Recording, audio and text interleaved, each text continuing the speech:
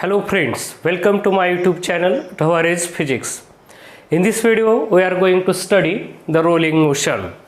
Rolling motion ला study करण्याच्या पूर्वी बेटा आपण बघू की रोलिंग मोशन काय आहे किंवा कशाची टाइप आहे.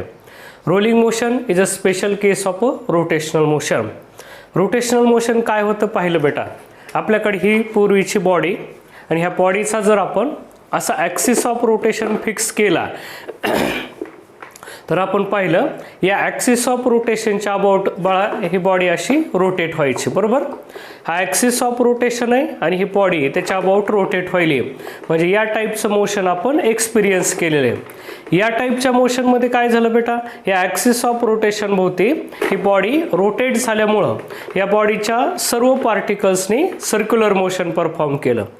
मग आता या रोटेशनल मोशनच्या दोन केसेस असू शकतात बेटा. कशा, हा जो ॲक्सिस ऑफ रोटेशन आहे हा जर मी रेस्टला ठेवला तर या टाईपच्या मोशनला हा ॲक्सिस ऑफ रोटेशन रेस्टला आहे म्हणजे तो असा मूव्ह होणार नाही, पुढं इकडं तिकडं मूव्ह होणार नाही. ॲक्सिस ऑफ रोटेशन रेस्टला आहे आणि ही बॉडी अशी रोटेट व्हायला सुरुवात झाली तर या टाईपचं जे रोटेशनल मोशन आहे याला स्पिनिंग मोशन असं म्हणायचं. कसलं मोशन आहे बेटा, हे स्पिनिंग मोशन. म्हणजे रोटेशनल मोशनची ही पहिली केस असेल. कशी, हा जो ॲक्सिस ऑफ रोटेशन आहे this axis of rotation is at rest आणि बॉडी अशी रोटेट व्हायली, याला स्पिनिंग मोशन असं म्हणायचं. रोटेशनल मोशनची बेटा आणखीन एक केस असू शकते. कशी, ही बॉडी तर रोटेट व्हायली पण हा ॲक्सिस ऑफ रोटेशन असा मूव्ह व्हायला, लक्षात ठेव. एका ठिकाणाहून दुसऱ्या ठिकाणी अशी बॉडी ही मूव्ह व्हायली म्हणजे axis of rotation also moving. मग ज्या मोशनमध्ये ॲक्सिस ऑफ रोटेशन सुद्धा असा मूव्ह व्हायला आहे त्याला आपण रोलिंग मोशन म्हणतो. म्हणजे बेटा काय लक्षात आलं तुला, हे जर रोलिंग मोशन असण्यासाठी ह्या बॉडीनं रोटेशनल मोशन तर परफॉर्म करावं पण हा ॲक्सिस ऑफ रोटेशन असा तिकडून इकडं यावा किंवा इकडून तिकडं जावा, लक्षात असू द्यायचं. मग आता तुला काय कळालं की रोटेशनल मोशनमध्ये हा जो ॲक्सिस ऑफ रोटेशन आहे हा रेस्टला असलं तर ते स्पिनिंग मोशन झालं आणि तेच जर का ॲक्सिस ऑफ रोटेशन बॉडी तर रोटेट व्हायलीच पण ॲक्सिस ऑफ रोटेशन सुद्धा पुढं चालला गेलाय म्हणजे if the axis of rotation is moving then it is known as the rolling motion, लक्षात असू दे. म्हणजे तुला काय कळालं बेटा, we can classify the rotational motion in two ways. First way is that way in which axis of rotation is at rest, then it is known as the spinning rotational motion. आणि दुसरं काय, axis of rotation is also moving, it is known as the rolling motion. मग आज आपल्याला या rolling मोशनला study करायचं बेटा. आत्ताच तुला कळालं रोलिंग मोशनमध्ये काय होतंय, ही जी आपली बॉडी आता रोलिंग मोशन लक्षात घे, हा ॲक्सिस ऑफ रोटेशन तर पुढं चाललाय परत ही बॉडी अशी रोटेट होत पुढं जाणार आहे, लक्षात घ्यायचं. म्हणजे या प्लेनमध्ये अशी बॉडी पुढं मूव्ह होणार आहे आपल्या, लक्षात असू द्यायचं. मग रोलिंग मोशनला पुन्हा लक्षात घे, या टाईपनं आपली अशी बॉडी पुढं चालली. म्हणजे रोलिंग मोशनमध्ये दोन मोशन असतात बेटा. कोणते, रोलिंग मोशन म्हणजे दोन प्रकारचे मोशन. एक असतंय ट्रान्सलेशनल मोशन. ट्रान्सलेशनल मोशन का असतं बेटा, कारण बॉडी तर पुढं चालली मग बॉडीचं ट्रान्सलेशनल मोशन सुद्धा असतं आणि दुसरा जो भाग आहे त्या बॉडीचं काय, रोटेशनल मोशन सुद्धा असतं.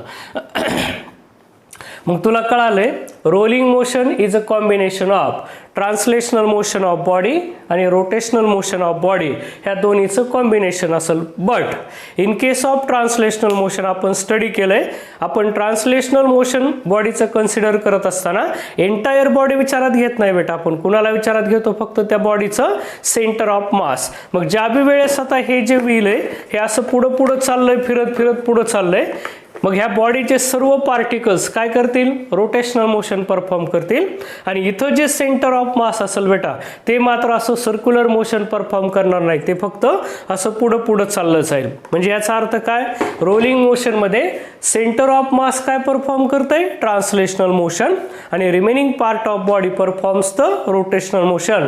So this combination of translational motion plus rotational motion it will form the rolling motion. मग बेटा आता फॉर्म्युला तयार करताना तुला लक्षात घ्यायचं आहे की या रोलिंग मोशनमध्ये ट्रान्सलेशनल मोशन कुणाचं आहे, ट्रान्सलेशनल मोशन ऑफ CM म्हणतो मी, सेंटर ऑफ मास, आणि rotational motion of body, entire बॉडीचं rotational motion, it forms the rolling motion. मग आपलं आजचं मेन इंटेन्शन काय, या रोलिंग मोशनमधली कायनेटिक एनर्जी काढायची. बेटा थोडं फ्लॅशबॅकमध्ये जा.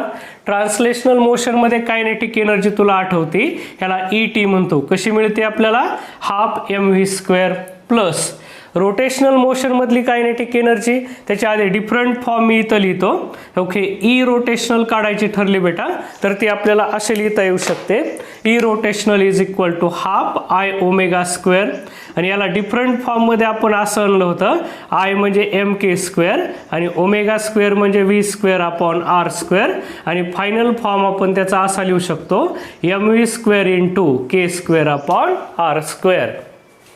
म्हणजे बघ हे काय, रोटेशनल कायनेटिक एनर्जी अशी असते 12 दिस mv² × k²/r². हा फॅक्टर एक्स्ट्रा येतो बेटा रोटेशनल मोशनमध्ये, लक्षात घे. हे सगळं आपलं झालेलं आहे, kinetic energy of rotating body आपण काढलेलं आहे. मग तुझ्या लक्षात आलं रोलिंग मोशन या दोन्हीचं कॉम्बिनेशन आहे.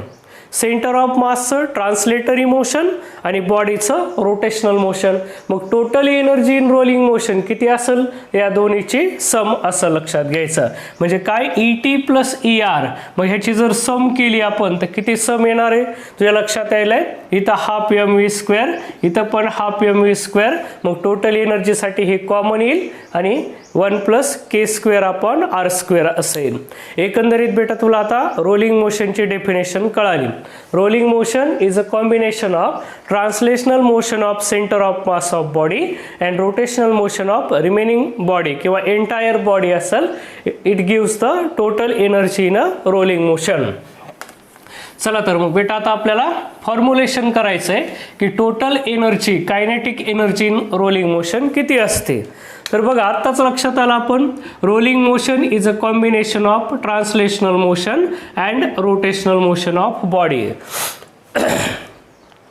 मग total energy in rolling motion किती असेल बेटा, या दोन्हीची सम असेल. आत्ताच बघितलं आपण, ट्रान्सलेशनल कायनेटिक एनर्जी किती होती, 12 mv².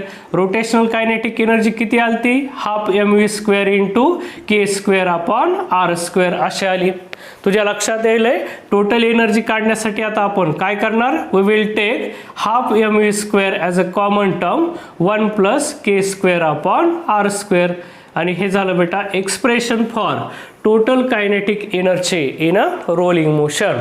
अतिशय इजी आर्टिकल आहे. तुला म्हणू शकता obtain an expression for total kinetic energy in a rolling motion but कुठलं, ऑन स्मूथ हॉरिझॉन्टल सरफेस. कुठलं कन्सिडर केलं आपण, हॉरिझॉन्टल सरफेसवरतं, अशी इन्क्लाइन सरफेस नाही, ते पुढं बघायचं आपल्याला.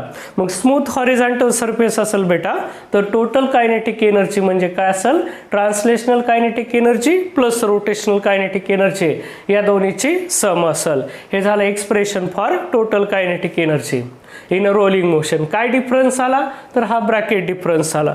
म्हणून बेटा तुला 3 टप्पे करून व्यवस्थित लक्षात ठेवायचं आहे.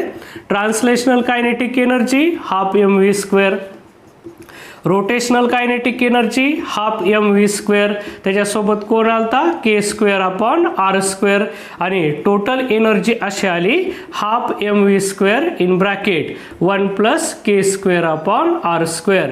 तुला हे 3 फॉर्म्युले लक्षात घ्यायचे कारण रोलिंग मोशनमध्ये या एकमेकावरती इंटरलिंक्ड फॉर्म्युले असतात, लक्षात घे. मग आज आपण हा फॉर्म्युला इथला नवीन डिराईव्ह केला, कुणाची मदतीनं, या दोघांच्या मदतीनं. मग तुला फक्त एक कन्सेप्ट सेव्ह करायचा आहे, कोणता, rolling motion is a combination of translational motion of centre of mass and rotational motion of a body. म्हणून टोटल कायनेटिक एनर्जी काय असेल, it will be the sum of translational kinetic energy and rotational kinetic energy. अशा प्रकारे आपल्याला rolling motion मधली total kinetic energy काढायला येऊ शकतात. हे 2 पार्ट ठेवायचे, टोटल म्हणजे या दोन्हीची सम घ्यायची, म्हणजे आपलं आर्टिकल हे संपत, लक्षात घ्यायचं. तर अशा प्रकारे बेटा आपण रोलिंग मोशन मधली टोटल कायनेटिक एनर्जी काढून टाकली. मग आता आपल्याला विचार करायचा आहे याच्यावरती प्रॉब्लेम कसा विचारू शकतात. तुझ्या लक्षात आलं आपल्याकडं तीनच मेन फॉर्म्युले आहेत. एक translational kinetic energy, rotational kinetic energy आणि टोटल एनर्जी. मी इथं फॉर्म्युले लिहून ठेवायला लागलोय. ट्रान्सलेशनल कायनेटिक एनर्जी होती half mv², rotational kinetic energy half I ω². यालाच आपण असं लिहिलं हाफ mv² इंटू k²/r². ह्या दोन्हीची सम घेतली तर हा फॅक्टर कॉमन येईल, म्हणून येऊ half mv² in bracket 1 + k²/r² असं येईल. लक्षात असू द्यायचं. हे झाले ट्रान्सलेशनल, ही रोटेशनल आणि ह्या दोन्हीची सम असेल. ठीक आहे बेटा. आता बघा मग याच्यावर प्रॉब्लेम कसे विचारले जाऊ शकतात. प्रॉब्लेम सोडवत असताना आपल्यासाठी नवीन फॅक्टर कोणता आला बेटा? के आला. मग तुला के पार्ट ठेवायचा आता काही बॉडीजसाठी. आपण पुढं तर बघणारच आहेत. आपण theorem of parallel and perpendicular axis थेरममध्ये radius of gyration for different bodies बघणार आहेत. पण सध्याला तू लक्षात ठेव की कुणासाठी काय किती असतंय ते. त्यासाठी मी इथं लिहून ठेवतो हे बॉडी आणि त्याची के ची व्हॅल्यू. हे तात्पुरतं लक्षात ठेवू. पहिली बॉडी जी असेल रिंग असेल किंवा त्यालाच आपण हॉलो सिलेंडर, ह्या दोन्हीसाठी सेमच असते. लक्षात घ्यायचं. रिंग और हॉलो सिलेंडर के असतो k=r. कसा ते पुढं तुला कळणार आहे ज्यावेळेस आपण theorem of parallel and perpendicular ॲक्सिसचे ॲप्लिकेशन पाहू. पुन्हा दुसरा लक्षात ठेवतो डिस्क असेल और सॉलिड सिलेंडर म्हणू आपण. ह्या सगळ्यांना पुन्हा आपण डिटेल पाहू नंतर. सध्याला के लक्षात ठेवा. त्याच्यासाठी असतो r/√2 एवढे असते.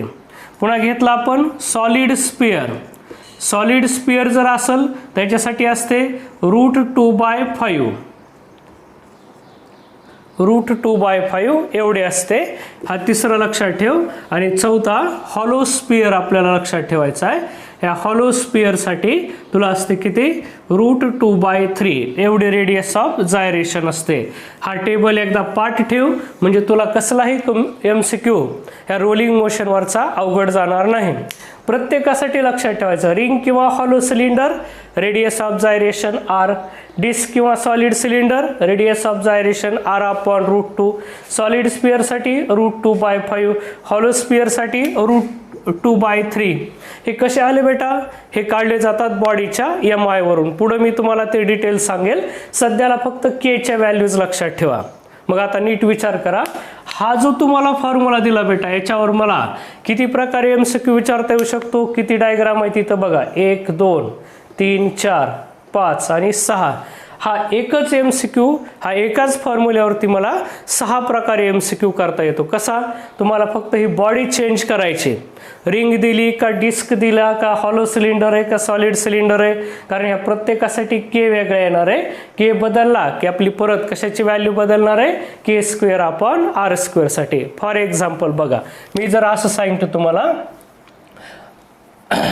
युनिफॉर्म डिस्क किंवा uniform ring of mass m and radius r is rolling on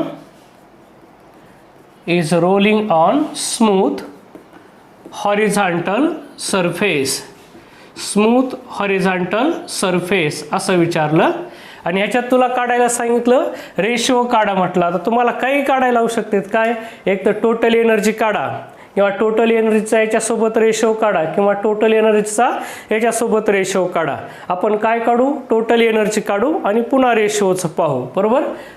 on smooth horizontal surface किंवा मी असं म्हणेल what will be the ratio of its total energy. What will be the ratio of its total energy to the rotational energy. बघा मी कसं काढायला सांगितलं आहे. मग मी काय केलं आता इथं लक्षात घ्यायचं तुम्हाला. काय गिवन आहे? रिंग गिवन आहे. रिंग म्हटलं की आधी आपल्या लक्षात आलं पाहिजे रिंगसाठी के किती असतो? r एवढा असतो. मला काय काढायचं आहे बेटा? रेशो काढायचा आहे. कुणाचा? It's total energy. बघा total energy to the rotational energy म्हणते. मग चला what will be the ratio of its. मी असं इथं दोन्ही तिन्ही एकदा घेतो. इथं ratio of its number 1 what will be the ratio, असं घेतलं मी ET/E हा एक, दुसरा विचारला तुम्हाला ER/E हा किती असेल म्हणून. ठीक आहे. चला मग अगोदर तुम्हाला विचार करायचा आहे, हे तिन्ही फॉर्म्युले तुम्हाला माहिती असायला पाहिजेत. पहिल्याचा विचार करू आपण, ET/E किती असेल. ET/E तर अगोदर तुम्हाला काय करायचं आहे, ही डायग्राम फिक्स करायची. कोण आहे, रिंग आहे. मी आधी असा विचार करणार, फॉर रिंग. रिंगसाठी मला आठवलं के किती असतंय, R एवढा, याचा अर्थ k² पुन्हा एवढा असेल R² एवढा. चला k² फिक्स केला की त्याच्यावरून मला हे कळल k²/R² ची व्हॅल्यू किती येईल. बघा k² किती, R² एवढा upon R² is equal to 1. एकदा हा फॅक्टर कळाला की आपलं काम अतिशय सोपं आहे. चला मी पहिला रेशो घेतो आता आपण, कोणता, ET/E. E म्हणजे ट्रान्सलेशनल एनर्जी किती, बघा ET हाफ mv², तर मी त्याला असं लिहिलं half mv² upon E total किती इथं असते, किती ती half mv² in bracket 1 + k²/R². So it is equal to, हे हाफ mv² तर कॅन्सल, 1/1 प्लस ह्या k²/R² ची व्हॅल्यू बघा मी कुठं काढली, इथं काढली, किती ती 1, मी 1 पुट केलं. सो 1/2 हा झाला रेशो ET/E मध्ये. कधी कधी बेटा हा रेशो पर्सेंटेजमध्ये काढा म्हणतात. कसा काढता येईल, हाफ म्हणजे 2 ला डिवाइड करा, 0 पॉईंट किती आले, 2×5 5 आले, म्हणजेच हा किती झाला. जर आपण खाली 100 घेतले तर वरी 2 स्थळांना दशांश उडल, हे झालं 50%. मग तुम्हाला पर्सेंटेजमध्ये विचारलंय का हा रेशो विचारलाय, याच्याकडं लक्ष द्या, लक्षात घ्यायचं. मग तुम्हाला काय लक्षात आलं, जर ही बॉडी चेंज केली बेटा तर हा के चेंज होईल, आणि के चेंज झाला की हा खालचा सगळाच भाग चेंज होणार आहे. म्हणून असं आपल्याला इथं काय ET/E हा रेशो काढला आपण, translational kinetic energy to the total kinetic energy. आता बघा मी इथं काढायलोय, इथं हा दुसरा रेशो काढतो मी, कोणता, दिस ER/E. हा सांगितला असता तर आपण काय केलं असतं, बघा रोटेशनल कायनेटिक एनर्जी किती असते, हाफ mv² इंटू k²/R², आणि ही टोटल एनर्जी असते हाफ हे mv² in bracket 1 + k²/R². Again half mv² get cancel. आता याच्या व्हॅल्यू बघा, k²/R², रिंगसाठी किती होता, 1 अपॉन हे 1 प्लस हे किती होता रे, k²/R² 1 होता, म्हणजे किती आले हे 1/2 असं आलं, लक्षात असू द्यायचं. मग आपण लक्षात घ्यायचं, हा जो रेशो आहे हे rotational kinetic energy to the total energy, हे हाफ आला, म्हणजेच किती इथल्यासारखं 50% झाला, कशाचा, ER/E. म्हणून हा रेशो कळणं अत्यंत गरजेचं आहे. रोलिंग मोशनमध्ये सगळ्यात जास्त MCQs हे यांच्या रेशोवरती विचारतात. मग तुझ्यासाठी काय इम्पॉर्टंट आहे बेटा, ही जी बॉडी, ह्या प्रत्येक बॉडीसाठी रेडियस ऑफ जायरेशन काय येतो ते लक्षात ठेवायचं, कारण हा के बदलूनच ते आपल्याला MCQs विचारणार आहे. विचार कर, इथं रिंगच्या ऐवजी डिस्क टाकला असता तर के किती झाला असता, R/√2. हा k² किती आला असता, R²/2 आला असता, आणि हा सगळा भाग बदलला असता. चला एक आपण तसा प्रश्न आता सॉल्व्ह करू. मी तो चेंज करायला इथं थोडासा तुम्हाला जमतं का बघा, काढून टाकायचा प्रयत्न करून बघा. मी काय केलं आता इथं, युनिफॉर्म रिंगच्या ऐवजी बेटा फक्त काय घेतलं, uniform disc of mass m is and radius r is rolling on smooth horizontal surface. What will be the ratio of कुणाचा, ET/E.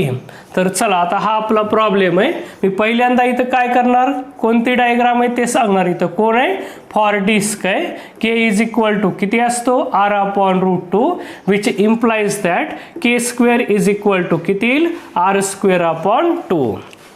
चला k² किती ते कळालं आपल्याला, त्याच्यावरून आपल्याला असं सुद्धा कळालं k²/R² काय असायला पाहिजे.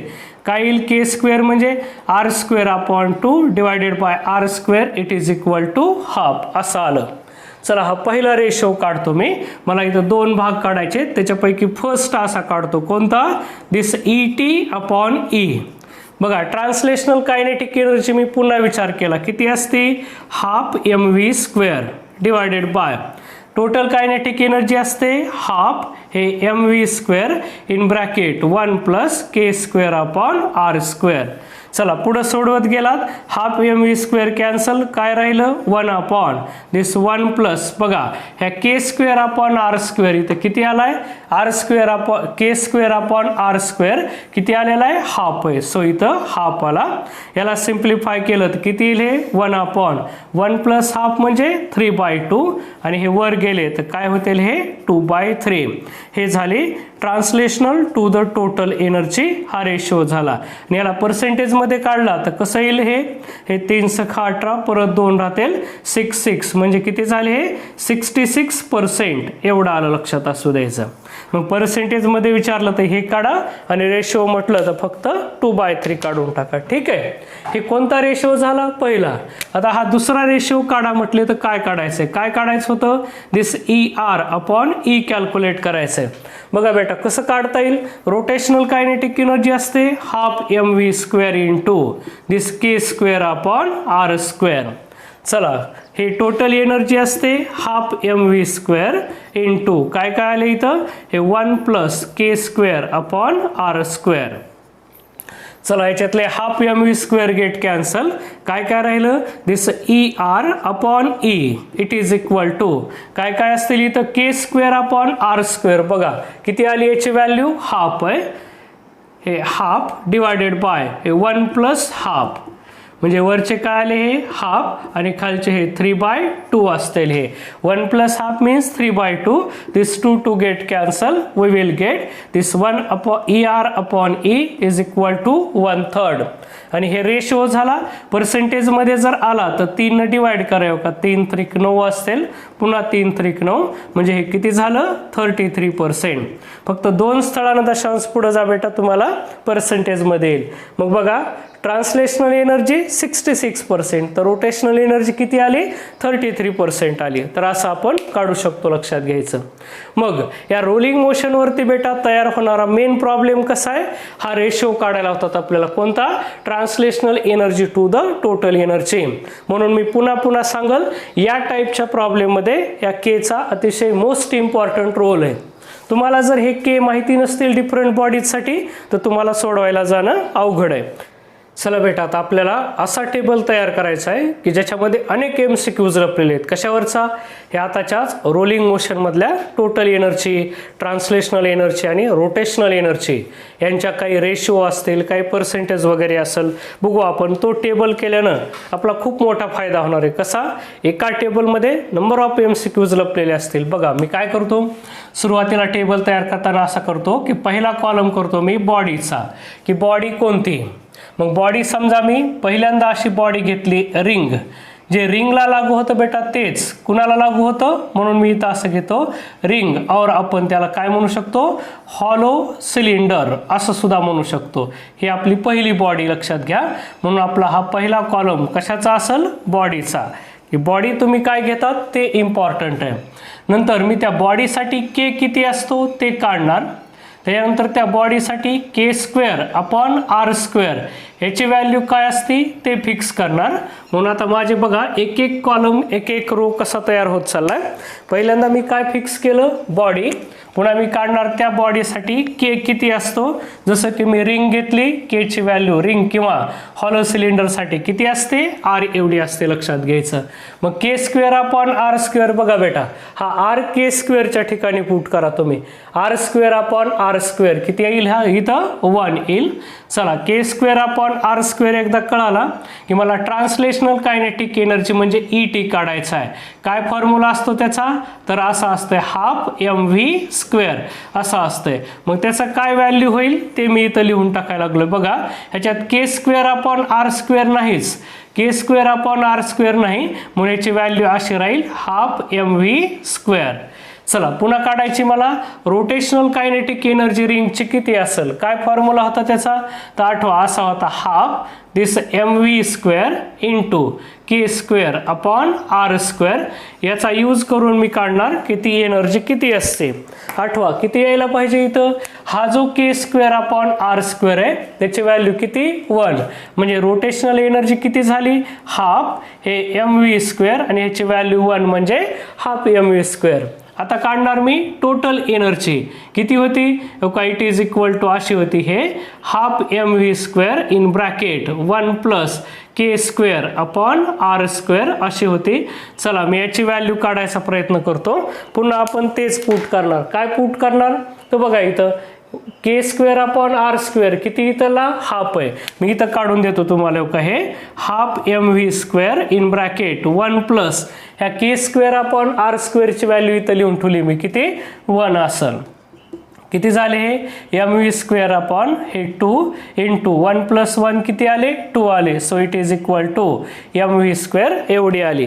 चला मग ती एनर्जी इथं मी लिहून टाकतो किती आली तर mv². कशी काढली तेव्हा मी इथं सोडवून दाखवलंय. फक्त याची व्हॅल्यू पुट करायची आपल्याला या के² अपॉन आर ची काय असेल ते पुट केली आपण. हे टोटल एनर्जी झाली. आता मला शेवटला कॉलम करायचा आहे की हा रेशो काय असते कशाचा ET अपॉन E चा.